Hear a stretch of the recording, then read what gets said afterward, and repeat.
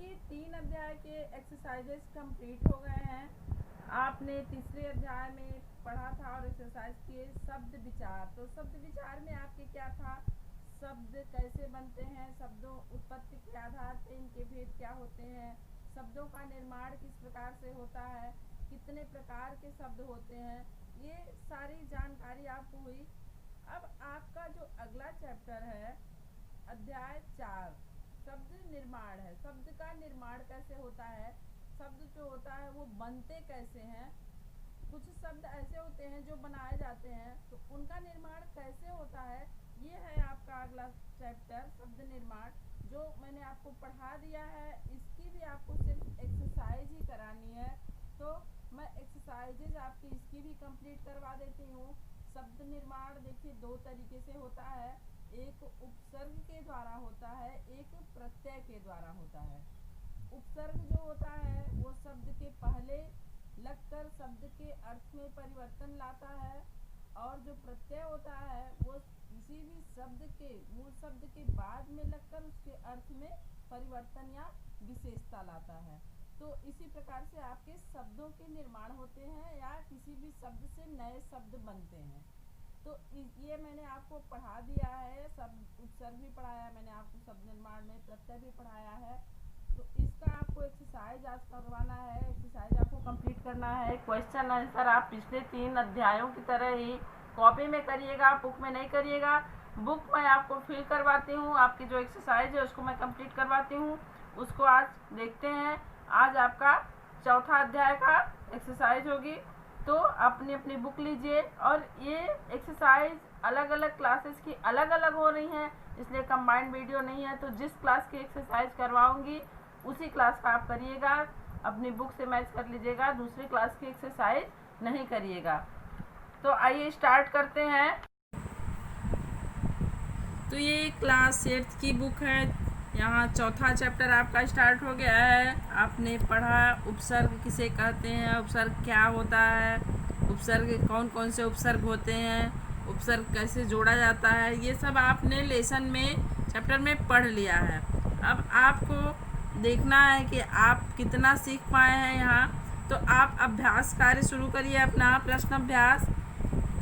ये आपका पहला क्वेश्चन है, निम्नलिखित शब्दों में प्रयुक्त सही उपसर्ग का निशान लगाए। प्रयुक्त उपसर्ग पर सही का निशान लगाइए। यहाँ आपको बताना है कि एक शब्द दिया है जिसमें उपसर्ग जुड़ा हुआ है।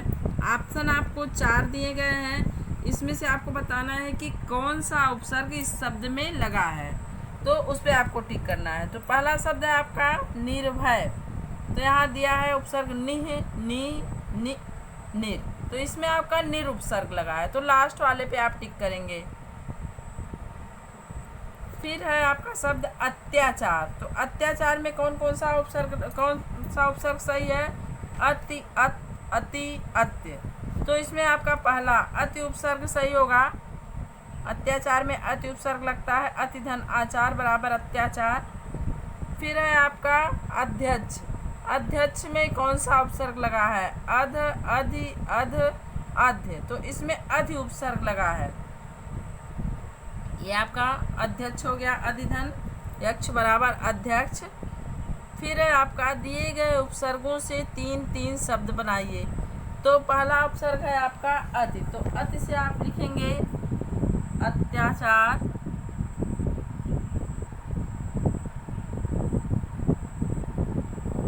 अत्यंत, अतिधनंत बराबर अत्यंत।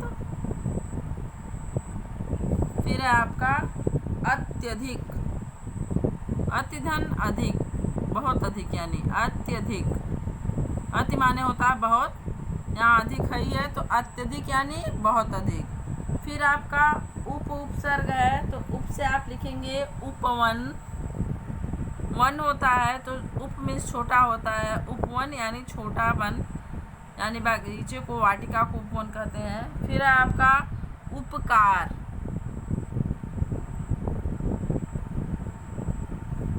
फिर है आपका उपयोग,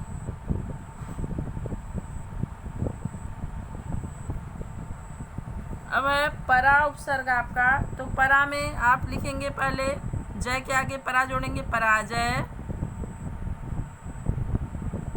फिर आधीन में परा जोड़ेंगे पराधीन।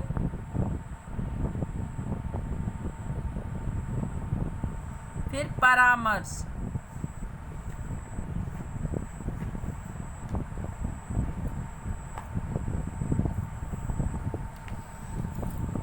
फिर नेक्स्ट पेज पे आपका अन उपसर्ग है, तो इसमें आप लिखेंगे अनपढ़,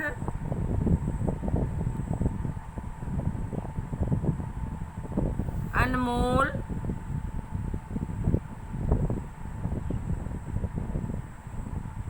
अनजान।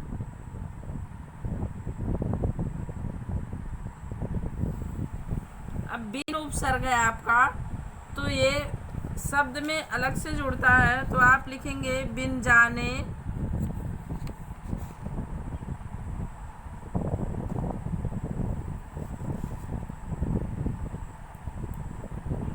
बिन देखा,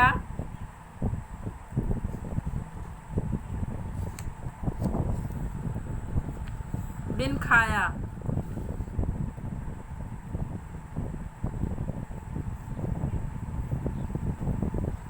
दूसरा क्वेश्चन हो गया आपका। तीसरा क्वेश्चन देखिए, निम्नलिखित शब्दों से मूल शब्द और उपसर्ग अलग अलग करिए। यहाँ कुछ शब्द दिए आपके, उन शब्दों से आपको मूल शब्द अलग करना है, उपसर्ग अलग करना है। मूल शब्द को मूल शब्द वाले कॉलम में लिखना है, प्लस उपसर्ग को उपसर्ग वाले कॉलम में लिखना है। तो यहाँ अशिक्षा शब्द है, इसका मूल शब्द है शिक्षा, तो आप यहाँ पे अ उपसर्ग में लिखेंगे और शिक्षा मूल शब्द में शिक्षा लिखेंगे।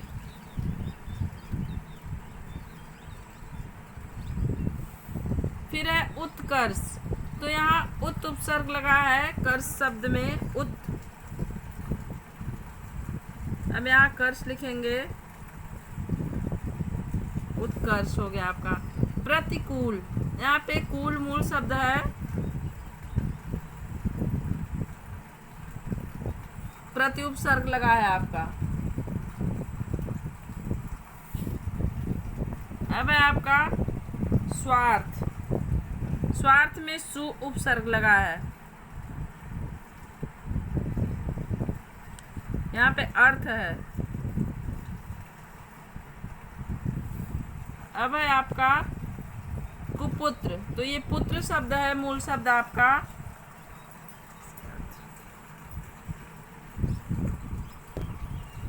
कुपुत्र में कु उपसर्ग है आपका, कु।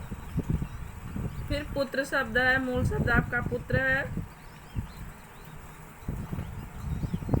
यहाँ बू शब्द है, उसमें खुश उपसर्ग लगा है।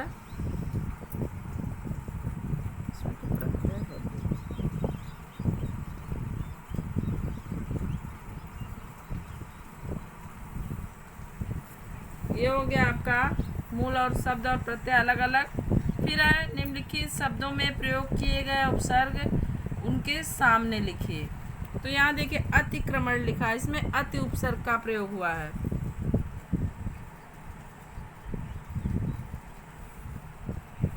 फिर है आपका उत्साह, इसमें उत उपसर्ग का प्रयोग साह में हुआ है। फिर दुर्गुण है, इसमें दुर उपसर्ग का प्रयोग हुआ है गुण में।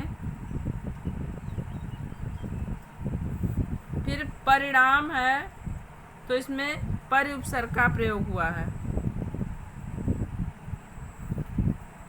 फिर आपका इधर है देखिए नया कॉलम प्रगति, इसमें गति में प्र उपसर्ग का प्रयोग हुआ है। देश में वी उपसर्ग का प्रयोग हुआ है। फिर ये प्रति सुकाल, सु उपसर्ग का प्रयोग हुआ है काल में। फिर नेक्स्ट आपका प्रतिकार, ये कार शब्द में प्रति उपसर्ग का प्रयोग हुआ है। अब है आपका दिए गए शब्दों में उपसर्ग लगाकर नए शब्द बनाइए। तो यहाँ क्या करना है, शब्द है इसमें उपसर्ग लगाना है आपको। नेता है तो इसमें अब इस उपसर्ग लगाएंगे।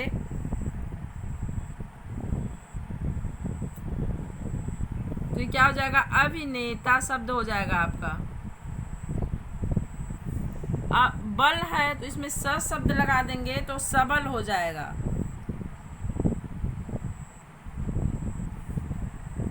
अब हार शब्द है तो इसमें आ उपसर्ग लगाएंगे तो आहार हो जाएगा। आहार मीन्स भोजन होता है। अगर इसमें वी लगाते तो विहार हो जाता। विहार मीन्स घूमना होता है। मैंने लेसन एक्सप्लेन करते समय आपको ये अच्छे से समझाया था हार में कितने उपसर्ग लग सकते हैं। फिर ये डर उपसर्ग है तो अगर आप इसमें नी उपसर्ग लगा देंगे तो सीधे इसका विलोम निडर शब्द बन जाएगा। नी उपसर्ग लगाएंगे आप तो ये निडर बन गया। ये हो गया आपका।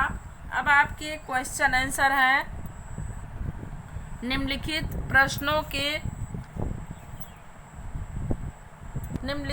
प्रश्नों के उत्तर दीजिए। तो आपको क्वेश्चन आंसर कॉपी में लिखना है, ये आपको पता है। आप कॉपी में अध्याय नंबर और नाम डाल करके क्वेश्चन आंसर डाल करके ये क्वेश्चन आंसर करेंगे। सिर्फ 2 ही क्वेश्चन आंसर है आपके। उपसर्ग किसे कहते हैं, स्व उदाहरण स्पष्ट कीजिए। हिंदी में कितने प्रकार के उपसर्गों का प्रयोग होता है। तो यहाँ पे आपको उपसर्ग किसे कहते हैं ये आपको डिफिनीशन लिखना है। देखिए यहाँ पे दिया है, वे शब्दांश जो किसी शब्द के आरंभ में लगकर उनके अर्थ में विशेषता या परिवर्तन ला देते हैं उन्हें उपसर्ग कहते हैं। तो ये आपका पहले क्वेश्चन का आंसर है और इसके उदाहरण भी आपको देने हैं। आप इनमें से कोई भी दो या 3 उदाहरण लेकर उपसर्गों के फिर ये लिख देंगे। जैसे आप लिखेंगे भाव, उसमें अ उपसर्ग लगाएंगे अभाव। ऐसे ही आप लिख देंगे कोई उचित, उसमें अनुपसर्ग लगा देंगे तो अनुचित शब्द बन जाएगा। इसी तरह से आप 2-1 उदाहरण एग्जाम्पल लिख दीजिएगा। फिर आपका दूसरा क्वेश्चन है, हिंदी में कितने प्रकार के उपसर्गों का प्रयोग होता है। तो यहाँ देखिए पेज नंबर 22 पे जो सेकेंड कॉलम आपका दिया हो हिंदी के उपसर्ग, यहाँ पे आपको 12 उपसर्ग दिए गए हैं। ये नंबर वाइज ये सारे उपसर्ग आपको लिखने हैं अपने कॉपी में आंसर में। ये हिंदी के उपसर्ग हैं। इसके अलावा और जो उपसर्ग हैं कोई उर्दू के हैं, कोई तत्सम शब्दों के हैं। इसी तरह संस्कृत के उपसर्ग, अव्यय उपसर्ग, ये सब नहीं आपको लिखने। सिर्फ ये 12 उपसर्ग जो हिंदी के उपसर्ग हैं इनको आपको लिखना है। ये दो ही क्वेश्चन है आपकी। ये दोनों बहुत ही अच्छी राइटिंग में, अच्छी लिखावट में, सुंदर ढंग से आप अपनी कॉपी पे लिख लीजिएगा। ये आपका चौथा चैप्टर कंप्लीट हो गया। अब आपका 5वां चैप्टर प्रत्यय है, इसको नेक्स्ट वीडियो में करवा दिया जाएगा।